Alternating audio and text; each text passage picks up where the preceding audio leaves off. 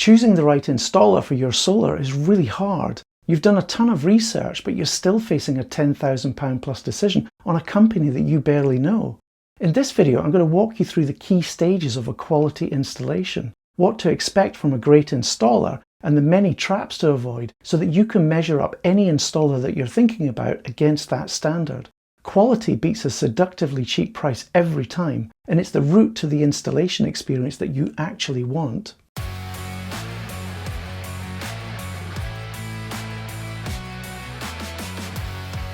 Hi there, I'm Gary and welcome back to my channel, Gary Does Solar.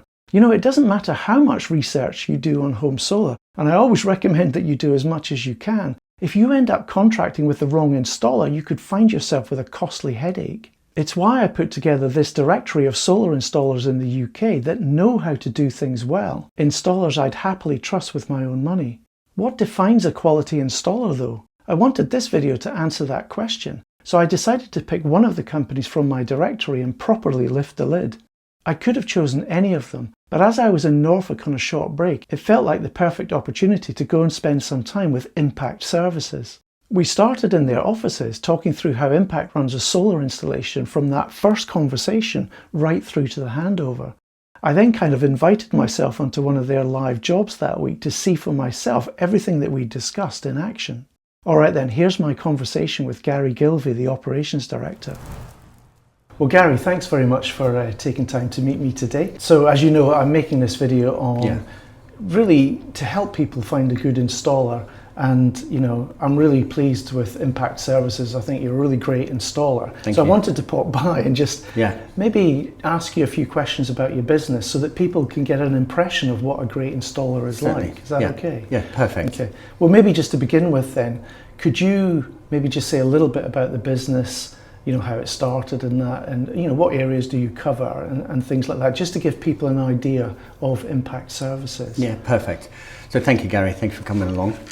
So Sean and I, Sean's my brother, we established this business around 15 years ago. We decided to get into the solar industry because we realised we had really good skills that we both brought to the table. Yeah. We became MCS accredited in 2012, and that just led us to be one of the industry leaders in the quality that we install, how much we give to our customers, wanting to make sure every single part of the installation process is as high quality as we can. Right. We sort of cover the whole of East Anglia. We do schools, we do commercial projects, we do churches. We've just recently completed an installation on St. Peter Mancroft, which is a massive achievement for us as a business. Yeah. It's one of the oldest churches in Norfolk.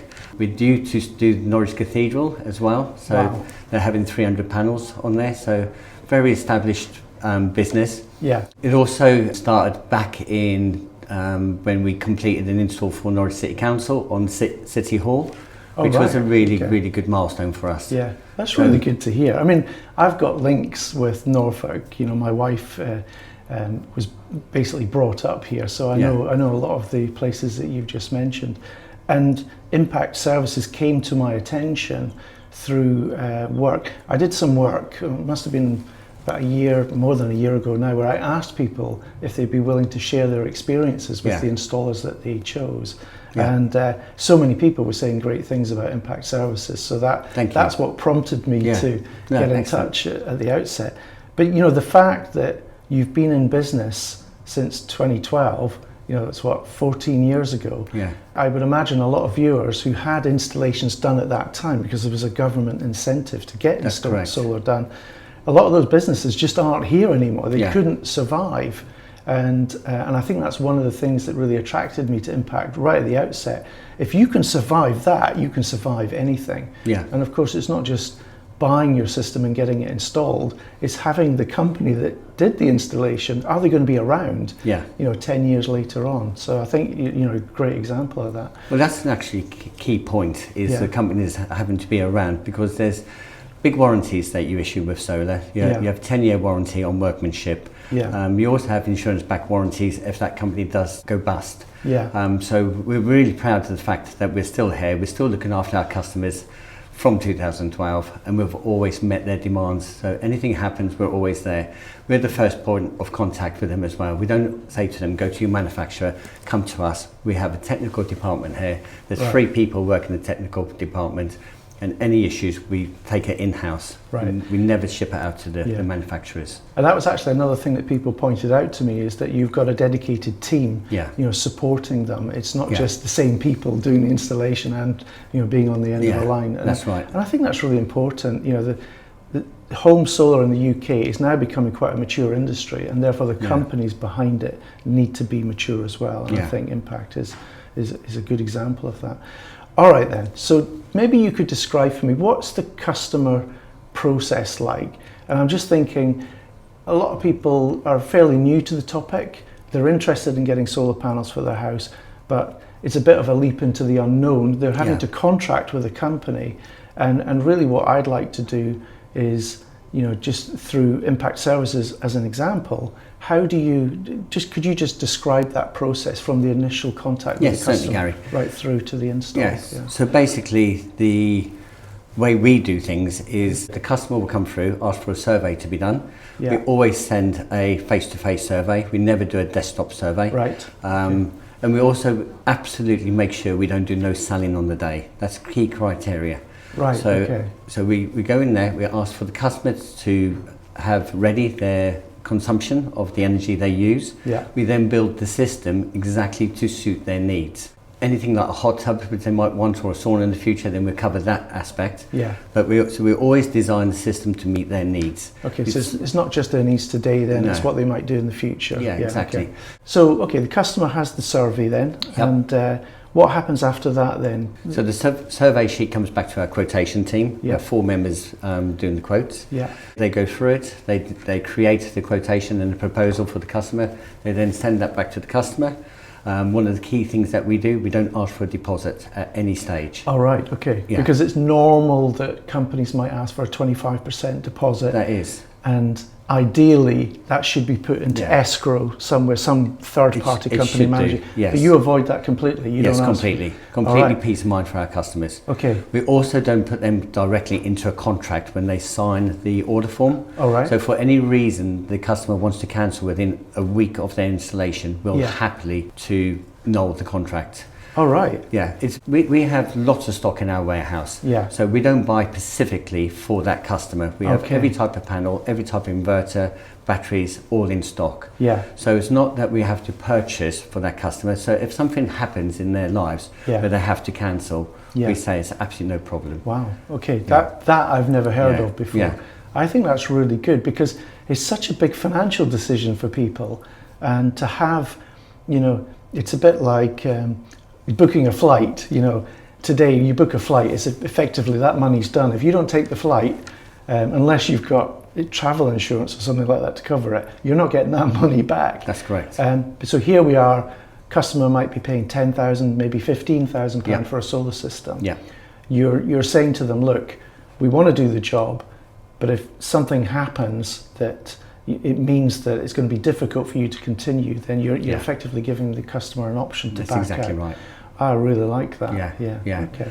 We're a family business. We thrive on family values, and we know things can happen in people's lives where suddenly, if they're in a contract, that would be very difficult for them to get out. They might lose their deposits. So we take all that worry away.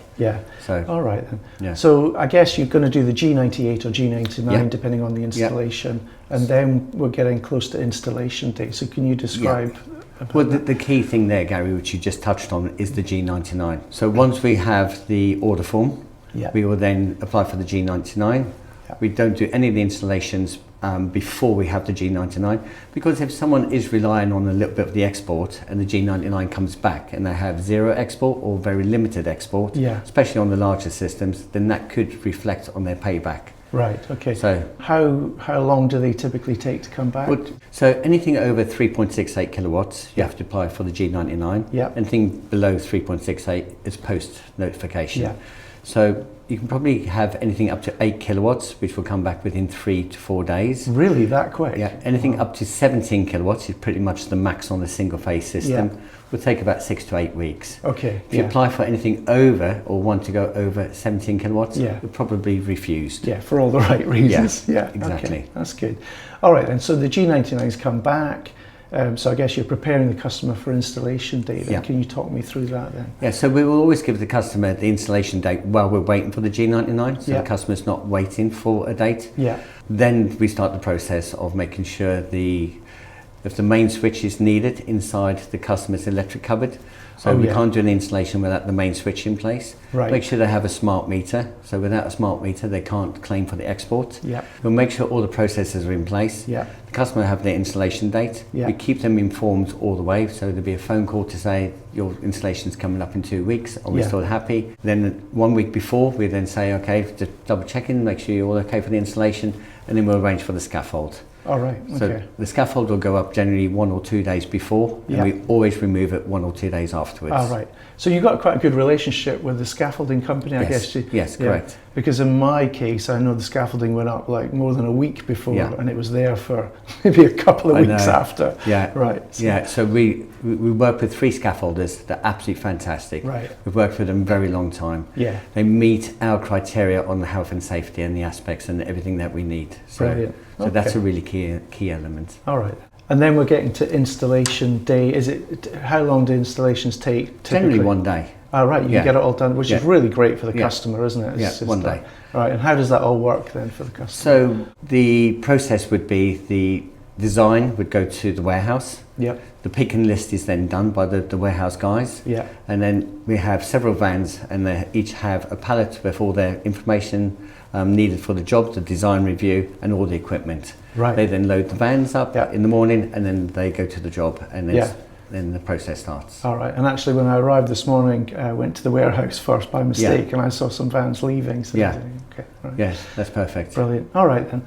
I guess the question I want to ask you now then is, you've seen other installers around. Obviously, you're competing for business against these other installers.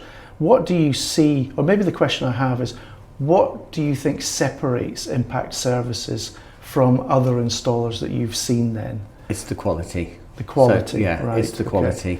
We have a really robust system of meeting our quality that we demand from our installers, such as they take photographs along the way of the installation. Right. They'll work from a design review.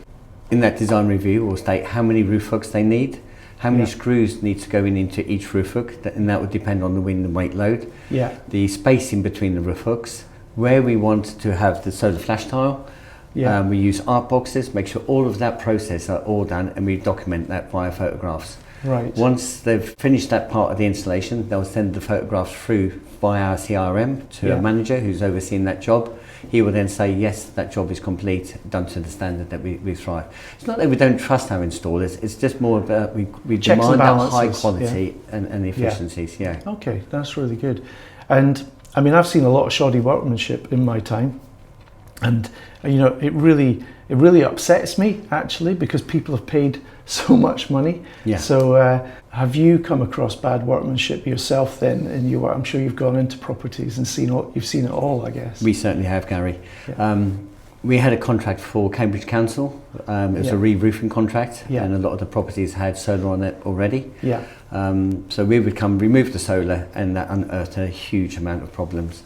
We saw maybe on a string of 8 panels, probably 6 roof hooks spanning across that, 2.5 metre spans. The rail was bending. There was a lot of instances where the mid clips hadn't been fastened and they'd come loose. Yeah. We saw one panel was only being held on by one mid clip, how that was still on the roof. Yeah. There were so many instances of dangerous workmanship, which is just astonishing. Yeah. DC cables just laying loose in the loft spaces, stuffed between roof hooks and the roof tile. Yeah. Which just creates the rubbing on the cable, which was just literally going to the bare DC. Yeah. So there's a huge amount of issues that we've seen. Yeah. I've got a few photographs here which I can show you. Yeah, let's have a look. Yeah. Certainly. So this is someone just taking the panel up, basically just via a ladder. So there's no scaffolding. No scaffolding. Right. Okay. No harnesses. No nothing. Again, a big bugbear that we see so many times is grinded tiles. So they use the wrong mounting for these pin tiles. There should be what is called a hook stop. So it's a piece of rubber that sits underneath that piece of mounting. Yeah. And you can see how high the tiles sit in. Again, broken tiles, lifted up tiles because they haven't grinded the nib out of the tile. Right. So it's something that we come across all the time. And then I see you've got some examples here of roof membrane damage. Yeah. Yeah. So roof membrane, especially when you have the breathable membrane, that can be susceptible to tears. Now, as long as you repair them afterwards in a watertight manner, that's inevitable and that can happen. When you leave them alone or do shoddy repairs, that's when it becomes an issue. Right. This is great, all these photos you've got. Then talk to me about this, then cable management. Well, again, it's so simple just to tidy the cables up as you're laying the panels.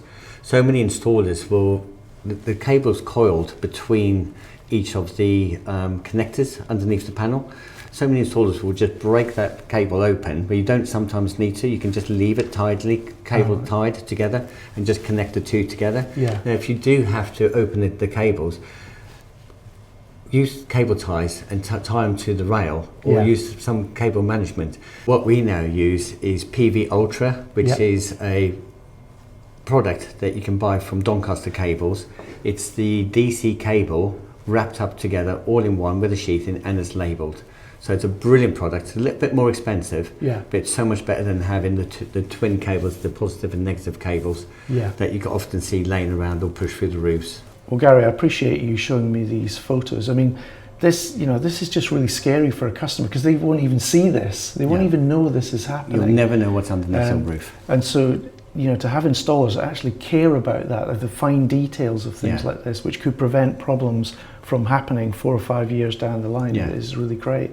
All right, then. So, I'm kind of laying it on you, but what else would you say, when you look at impact services that you would say sets you apart from other installers that you see with, workmanship like this? Certainly. Well, I think, Gary, a lot to do is with training and the qualifications that we hold. So all of the electricians are PV and battery and EV qualified. Right. It's NIC, EIC courses they have to attend. Yeah. All of our installers, we all have every element of health and safety, from ladder safety, scaffold safety, falling at heights, working at heights, asbestos, riddle, every aspect is the training that really matters here. Yeah. One of the key things here is now meeting the new Amendment 4 regulation for the BS 7671. Okay. A lot is going to change in this industry. Yeah. MCS has had a complete overhaul. Yeah. There's new regulations coming out for that as well. And it's just all the qualifications that you have to meet that you don't fall into these sort of issues. So it's a constantly moving target then. So as a business, you've got your day-to-day operations doing the installations, but you're having to keep ahead of the legislations that are coming along. That's correct. I think that's one of the key things with us. We have someone in compliance who works directly and only on compliance, health and safety and HR, which is really key in any business, that you should have someone who's staying ahead of every single thing that changes. Absolutely. That's really great to hear. All right then, Gary, thanks very much for taking me through all that. I think that's really useful to viewers who are looking for an installer, whether it's Impact Services or anyone else, to know that they're spending their money with an installer who cares, Yeah, absolutely. So there was one thing that came to my mind as you were talking. It'd be great to see some of this in action. So I feel it's a bit unfair me asking you this, but I'm here in Norwich with my wife anyway. Coming to see you as part of this video has been fantastic, and I really appreciate you making your time. What are the chances that we could maybe go on site to maybe one of the jobs that you're doing this week? Because it'd be really great just to see it in action. I don't know, what do you think? Yeah, sure. Okay. Absolutely. I think it makes complete sense.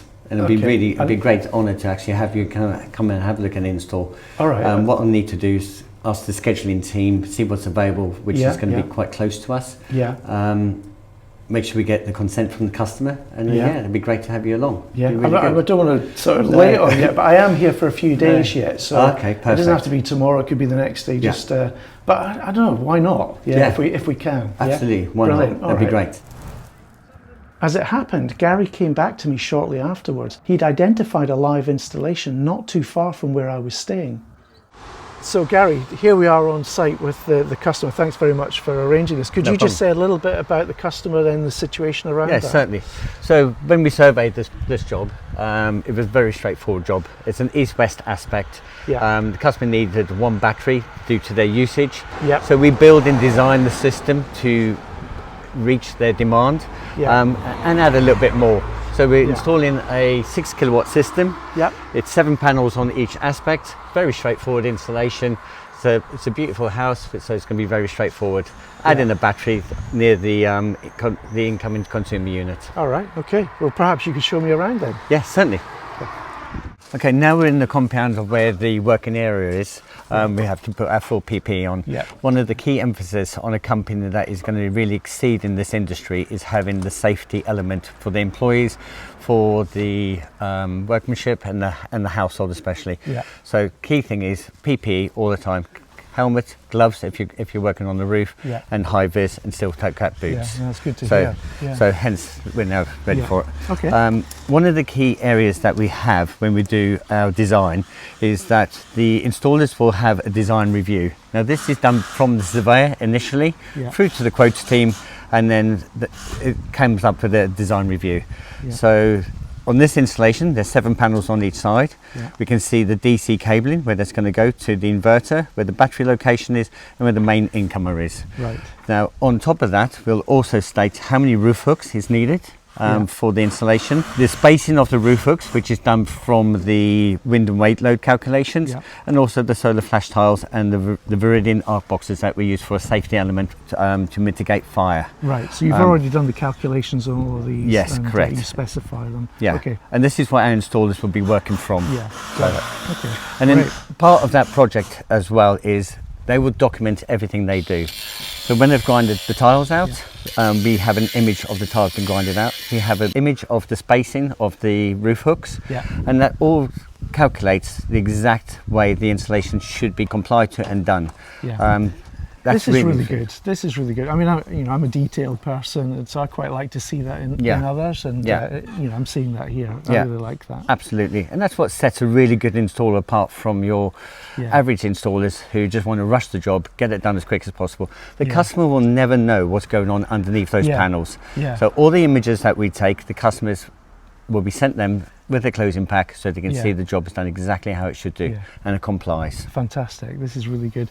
There's over 6,000 installers in the UK and the only ones I'm really interested in are the ones who really take care of what they're doing it properly. The safety aspects, as you say, really planning the job well in advance, giving detailed instructions to the installers as they do. This is what I would love all installers to be like, but sadly they're not.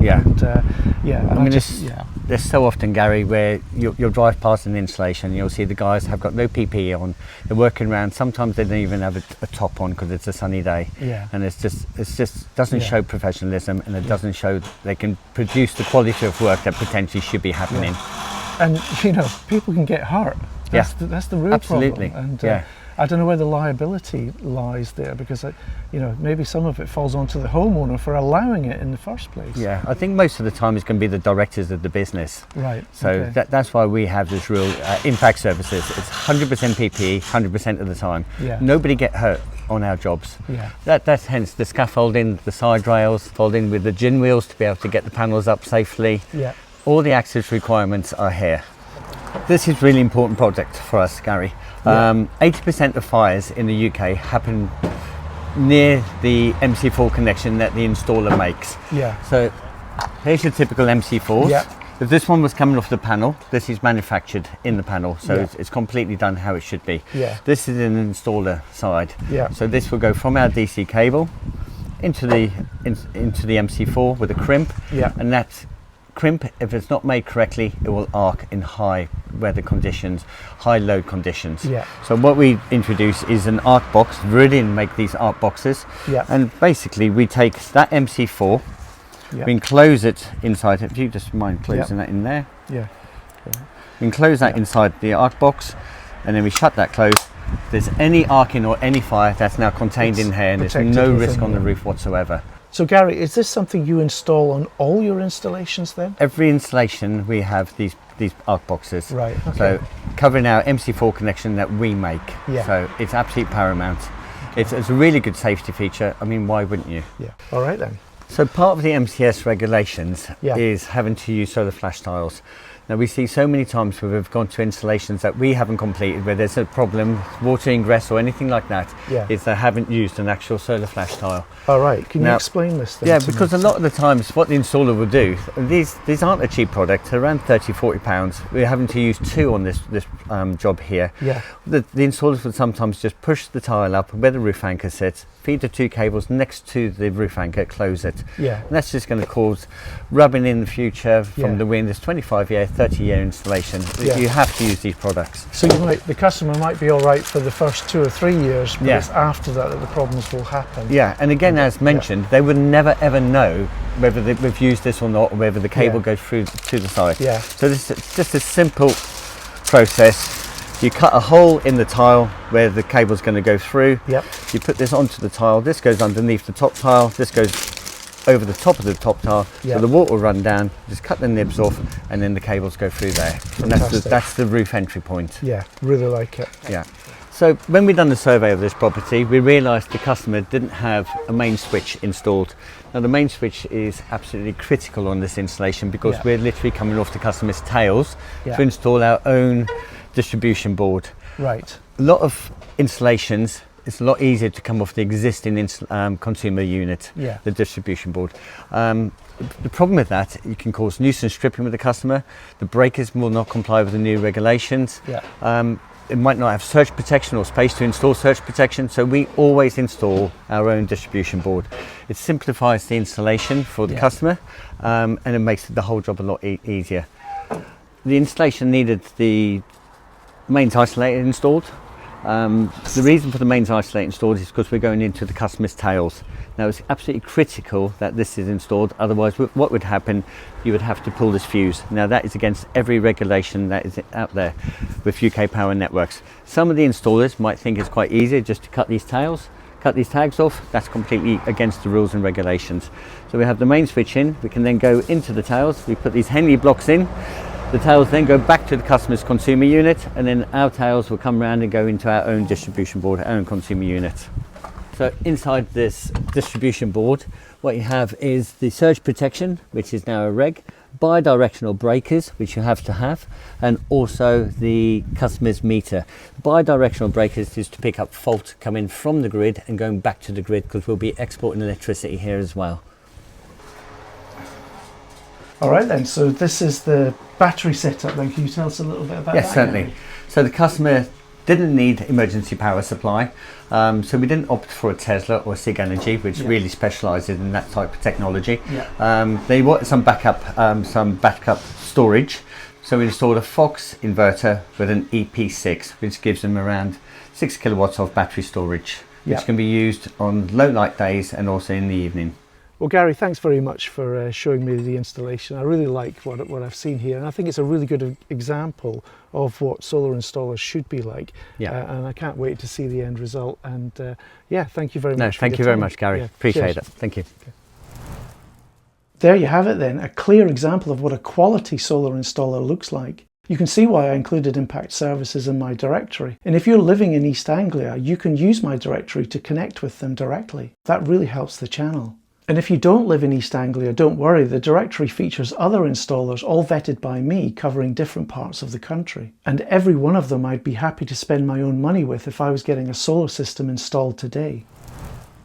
Alright then, thanks for watching the video. If you're looking to get solar, you might already have a few quotations, and maybe one of them is seductively cheaper than the rest. Be careful though, quality costs money, and a cheap install is unlikely to provide anything like the quality that you've seen in this video. As always, I'm grateful to each and every one of my Patreon supporters who make these videos possible.